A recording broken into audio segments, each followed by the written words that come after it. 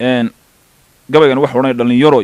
qabkeen wuxuu ku jabay qoloqolayntaas ee qaangaari meeysan inta qarow ku nooshinay qiyaamada siyaasi watiyo qariska xoorkoodan qayladan shacbiga lagu qaldiyo sharu qamaamkoodan qorshe hadura qowlan hadhow la isu qaban doonin anaa qaran wadiyo kooysu qaabqaadka sidii qabad naq roob degay afkaan la isu qabanayn qalalaasi iyo beentiyo qadaf abuurkooda boqolaal qorshe wada qariban qaylu dalabkooda sharci baa la qaadacaydan iyo koru qalaadkoodan wuxuu shalay xeer noogu qoray maanta qarintooda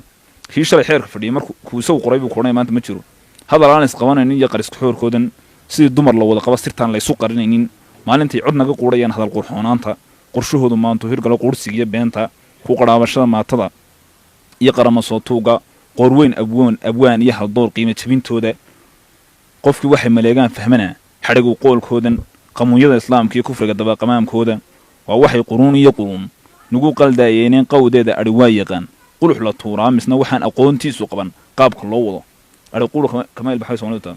waxa qaabada lagu metelay qoomkan aan nahay qadawgiyo siyaasiguba waa qoom walaalaa labaduba waxay qaatulaan kii qaransaday ee iskhilaafka iyo qayladiyo hadal qaraarkoodan qabiilaysigooda iyo tollaay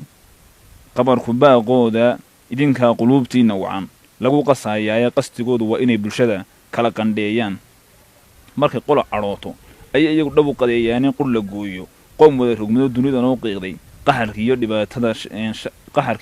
shacbigu qaman dhacoonayo hooyada ilmada qubanayso ee quudka ku adkaaday qalbigoodu inuu taa u turo qaafka kuma taale waxa uunka kala qiimo weyn quud halkaa mara dantooda qamuuyada gashee nooma qayliyaane marna inay qareen ku galaan hawqan talaxlayn